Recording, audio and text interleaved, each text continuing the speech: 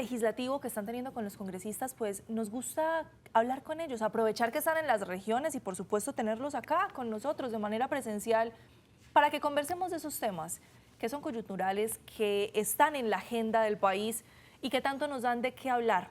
Hay un congresista que siempre que viene tiene la deferencia de acompañarnos, que siempre está presto para responder nuestras inquietudes, incluso desde Bogotá siempre nos abre las puertas.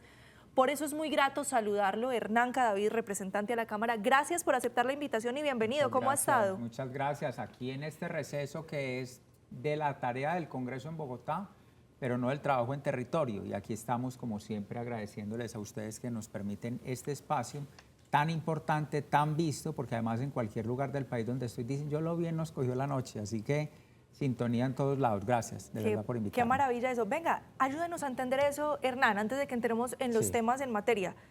¿Qué hacen en el receso legislativo? Porque pensamos, están de vacaciones, están descansando, están en receso. ¿Qué están haciendo los congresistas en un receso legislativo? Bueno, realmente cada uno asume su receso a su manera. Lo cierto es que se suspende la actividad del debate del Congreso.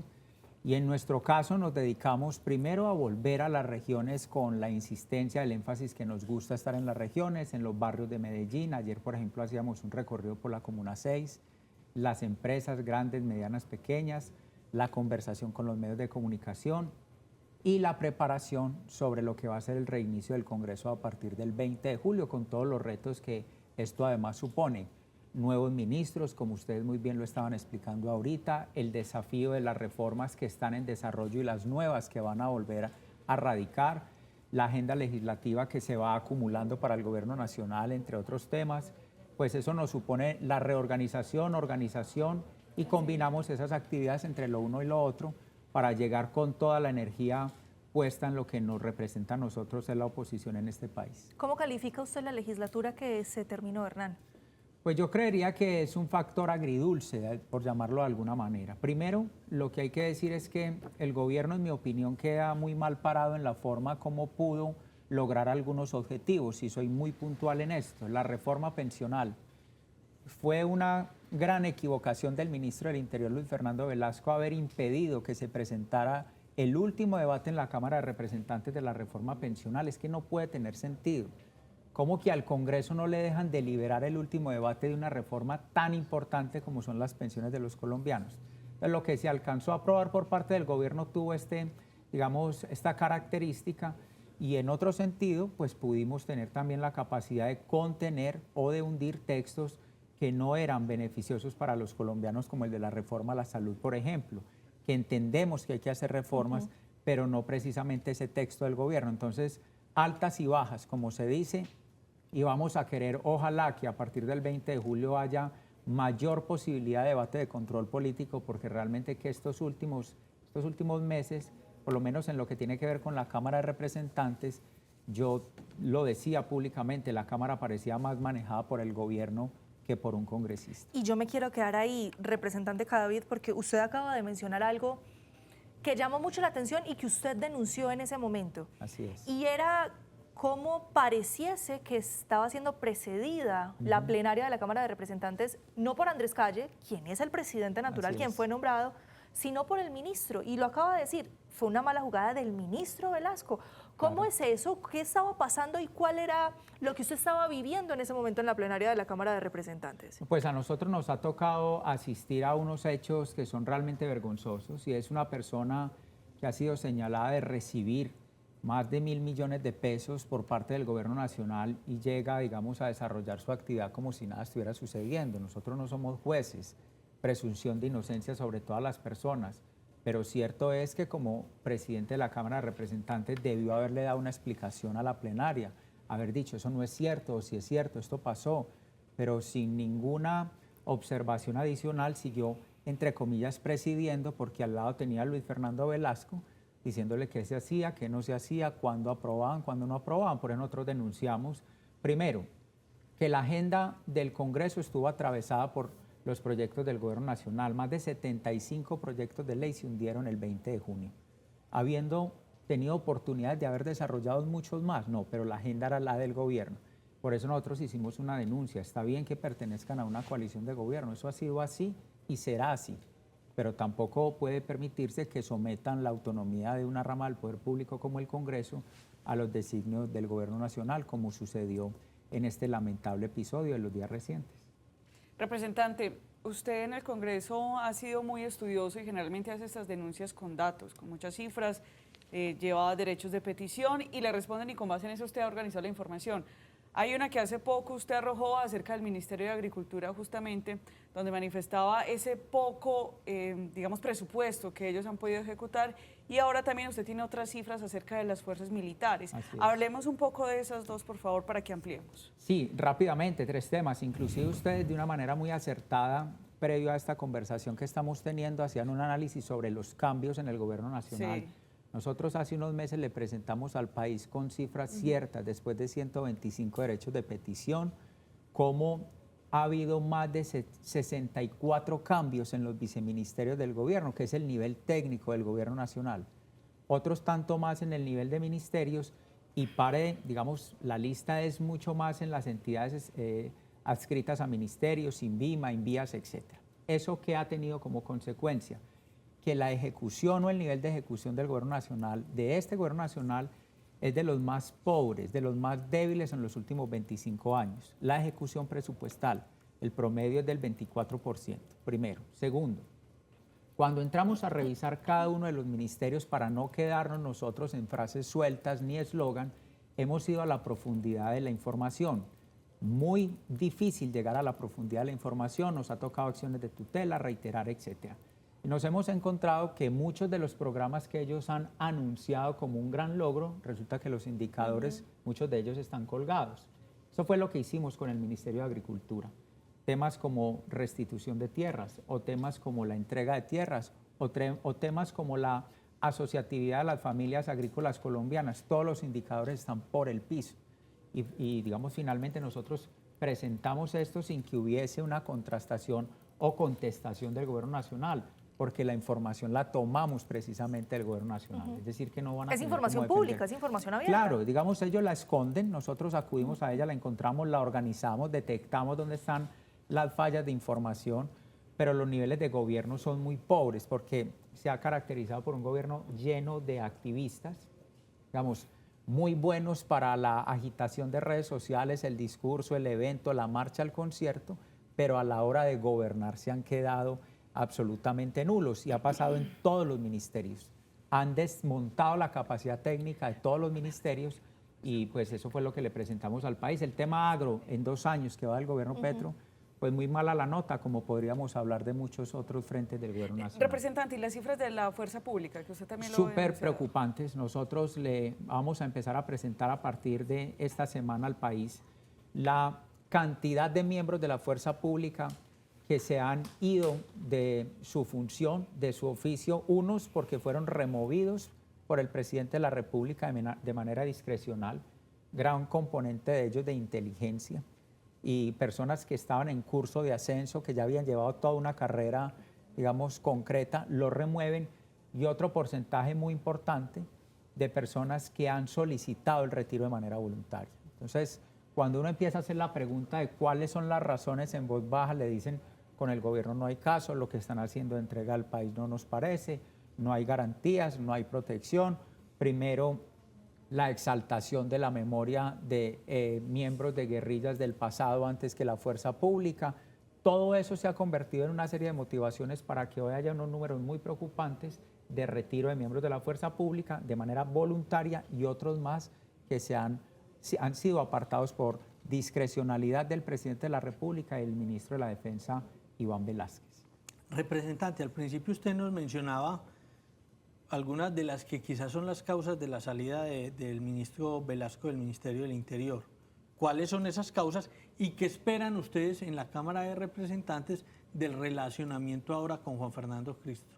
Pues uno se tiene que medir por los antecedentes de las personas cuando estuvieron en la función pública. Yo no haré, digamos, en ningún momento precisiones sobre la persona de Juan Fernando Cristo. Pero lo que él le arrojó al país como legado de su acción como ministro de Interior durante el gobierno Santos en el año 2016, 17, 18, fueron 2 o 3 temas de un grave precedente para el Congreso. El primero, desconocieron el resultado del plebiscito. Quienes nos estén viendo pueden estar de acuerdo o no, o pudieron haber votado sí o no, pero hubo una decisión del pueblo colombiano en las urnas. Quien desconoce en el Congreso ese resultado se llama Juan Fernando Cristo. 2, se inventa una fórmula que ellos llamaron en el 2017 el fast track, que no fue más que obviar el camino del debate en el Congreso. De 4 debates de una norma dijeron no, que esta vez sean 2, porque es la paz. Y para los actos legislativos que necesitan 8 debates dijeron que esta vez sean 4, porque es la paz. Y eso restringió las posibilidades del debate en el Congreso. Sustituir la decisión del pueblo colombiano en un plebiscito por una simple proposición donde dijeron se acepta o no el acuerdo de La Habana es el legado de Juan Fernando Cristo dentro del Congreso. Es decir, que si él va a llegar a hacer lo propio en este segundo tiempo que tiene dentro del gobierno Petro, pues creo que mucho me temo que las cosas no le van a salir bien, que no son buenas los mensajes ni las señales de lo que ellos hicieron y de lo que están anunciando que harán, porque las reformas han caído en el Congreso. Ellos no quieren comprender que gran parte o un sector del Congreso de la República y gran parte del país entiende que se necesitan unas reformas, pero no es la imposición a la fuerza de lo que ellos quieren. Representante, hablando de las reformas y de esa imposición, en la Comisión Séptima de la Cámara pasó a final de esta legislatura esa reforma laboral, Sí. que era se había hundido, que volvió a retomar y que logró sobrevivir a último minuto. Se cayó el título 3, o por lo menos un articulado importante de ese título 3, que era de derechos colectivos. Pero ya nos anunciaron, sobre todo la ministra del Trabajo, Gloria Inés Ramírez, que sí los van a adoptar, que van por decreto y que se van a imponer. ¿A usted eso le da confianza en la legislatura que viene? No, eso es la defraudación de la confianza del Congreso de la República. Es decir, si hay una decisión y una deliberación y en el debate se dijo no, el gobierno tiene que entender que no. Pero lo que hacen es optar por la vía regulatoria, tratar de imponer las reformas vía decreto y luego dicen, y queremos un acuerdo nacional. Entonces uno dice, pero el acuerdo nacional, ¿de qué se trata? De convertirnos en los notarios del gobierno nacional y el acuerdo nacional es lo que ellos quieran y ya. Entonces dicen, no, es que el gobierno nacional lo eligieron 10 millones de colombianos. Bueno, al Congreso lo eligieron 18 millones de colombianos. Eso no se puede poner en un pulso de cuál es el que más votos tiene, es el funcionamiento de las ramas del poder público. Y el gobierno ha optado por la puerta de atrás, la vía regulatoria, para imponer las reformas. ¿A qué nos vemos nosotros abocados y ya lo hemos hecho? Por supuesto, a la presentación de las demandas de esos decretos, porque esa no es la vía para imponer una reforma en los términos. Si la Comisión Séptima dijo que no está de acuerdo con el capítulo de laboral colectivo, no está de acuerdo en el debate, trate de incorporarlo en el siguiente debate, apenas va en el primero, pero inmediatamente dice, no, pues lo hacemos por decreto. Ahí es donde se ve el afán, la incapacidad, la intransigencia, pero además la intolerancia para entender que hay temas que avanzan y otros que no. María Andrea. Representante, yo quiero volver al tema de Juan Fernando Cristo, porque estábamos diciendo ahora que él es un viejo conocido justamente en el Congreso, sabe cómo se mueve, sabe a quién llegarle. Bastante. Y ahora que está como ministro del Interior y con estas reformas y con estos 2 últimos años, que es lo que se viene, ¿cómo ve usted que va a ser la función del ahora ministro Cristo en el Congreso y cómo están justamente esas fuerzas? Porque se va a mover como pez en el agua en Cámara y Senado. Sí, realmente lo de las fuerzas del Congreso es un asunto bastante impredecible. Los que a usted esta noche le dicen que no, mañana le están diciendo que sí después de una comida. Entonces, uno como que no sabe qué es lo que va a pasar con ciertos sectores de la política tradicional de Colombia. 2, esto es un poquito como de intuición de lo que puede suceder. Al gobierno le va a quedar un año más de margen para la acción política dentro del Congreso porque ya se avecinarán las campañas a la Presidencia de la República y al Congreso de la República. Ahí empezarán ellos, los partidos tradicionales, a alejarse del gobierno nacional. Y los veremos por aquí en las regiones, en Antioquia, donde nos estén viendo en todo el país, esos factores políticos diciendo, no, pero yo nunca he estado con el gobierno, es que a mí Petro no me gusta, es que tal cosa, después de haberles votado todo durante 3 años. Es decir, tienen un año más de margen en el Congreso para tratar de aprobar algo, porque el próximo año, el 25, el siguiente, ya será año de elección presidencial y del nuevo Congreso de la República. Así que el ministro Cristo tiene también el tiempo en contra, utilizarán todos los instrumentos que tengan burocráticamente hablando para lograr esas reformas que no son solamente 2 o 3, tienen un gran cúmulo, se les ha generado un gran trancón legislativo y pues nosotros tendremos la función de impedir que aprueben temas a la fuerza o de manera inconveniente o para darle gusto a algunos sectores del país y ya.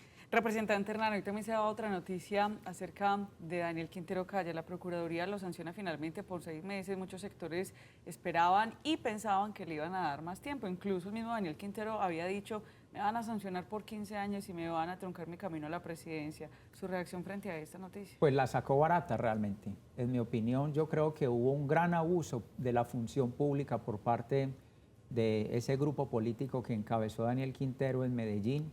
Esto no es una apreciación política o de gusto o simple simpatía. Aquí hay procesos de extinción de dominio sobre funcionarios de la administración Quintero. Los ciudadanos han visto cómo les han ido encontrando carros, motos, artículos de lujo, como si se tratara de clanes de la mafia. Eso fue lo que hicieron con los recursos públicos de Medellín. Él se burlaba de la ciudadanía de Medellín haciendo campaña en favor de Gustavo Petro. Y yo creo que uno no puede pensar que si está en la función pública, por pertenecer a una ideología específica, no tiene o es sujeto de control de una entidad del Estado como la Procuraduría. Entonces, quieren hacer lo que les venga en gana. Y si les anuncian algún grado de control mínimo, como se lo llevó aquí con 6 meses, entonces son unos grandes perseguidos políticos. Casi que nos están diciendo que les desocupemos el país para ellos hacer lo que quieran sin control alguno. Y esos precedentes no se pueden aceptar, ni en Quintero ni en ninguna fuerza política. Y yo creo que en eso tiene que haber acuerdo. Representante, aprovechando que lo traje ya al escenario más local, ayer en el Consejo de Medellín se da un debate muy interesante donde un concejal de su partido, Andrés Rodríguez, del Centro Democrático, pues hacía una crítica al alcalde de Medellín y decía, venga, es que han pasado ya 6 meses y las cosas siguen igual o peor, y se estaba refiriendo específicamente al tema de indigencia, al tema de seguridad, a lo que se estaba viendo en las calles. ¿Usted cómo ve estos 6 meses de la alcaldía de Federico Gutiérrez? Yo creo que si uno mira la línea de tiempo, la ciudad viene de un estado bastante difícil. Sí. Y no hay cambios automáticos por la simple posesión de unos nombres, una nueva administración. Creo que recién se aprueba el plan de desarrollo y creo también que se tiene el derecho a exigir como ciudadanía que haya resultados. Uno quiere ver una ciudadanía exigiendo, sin importar quién sea el mandatario de turno, y quiere ver una administración brindando resultados. Nosotros ayudamos a elegir a Federico Gutiérrez como ciudadanos que somos. Salimos a votar, invitamos a votar por él y queremos que la administración salga y salga bien. Si hay unos retos donde la ciudadanía también va a empezar a decir, yo quiero ver qué está pasando, cuáles son los indicadores frente a esto, qué se está haciendo en la política de habitante de calle, que es uno de los problemas más serios, profundos de ciudad y de los que derivan un tanto inseguridad, suciedad de la ciudad, percepción de inseguridad, etcétera. Entonces, hay derecho a exigir, pero también entender que venimos de una situación bastante difícil, donde muy parecido a lo que pasa en el gobierno nacional, en el gobierno anterior de Medellín también cambiaban funcionarios cada 6 meses, personas sin perfil, sin capacidad. Son como hermanos gemelos, solo que uno mayor que otro, pero igualmente ineptos. Pues, representante Hernán Cadavid, con ese diagnóstico que nos acaba de dar y ese símil que nos acaba de dar de estos dos gobiernos, le agradecemos que nos haya acompañado en la primera Muchas mesa de opinión de gracias a Antioquia. ustedes. Me siento siempre muy contento, un saludo especial y seguimos en nuestro trabajo en las regiones, en los medios y en todo lado donde nos corresponde.